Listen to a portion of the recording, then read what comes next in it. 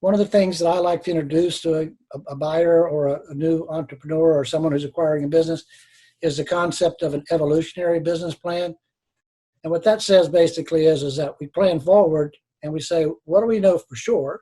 Let's project it. We know if we have a rent figure, for example, and it's a 5-year lease, we know what our rent's going to be for the next 5 years. So we can plan all of those things that we know absolutely, as one part of the plan. Then we put levels of expectations based upon the probability, high probability or low probability. Am I likely to have this level? This is a pretty, reasonable level of expectation of growth. If so, what's the inventory level required for that?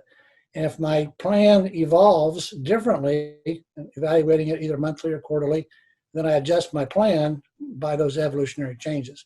So an evolutionary plan says I don't set it and forget it. I don't get a 5-year plan and go look at it every 3 or 4 months. My evolutionary plan is that's really my working document that says, let's look at this. What are my assumptions? What changes do we need to make because of a difference in what the reality is currently? Got it. That's good. I'm a big fan of Building My Story Brand by Donald Moore. It's not a full-on business plan, but it's a good.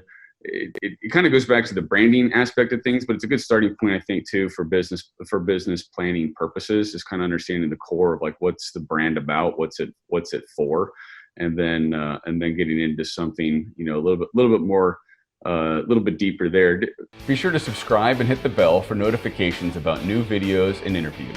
And introduce yourself in the comments. Are you a buyer or a seller?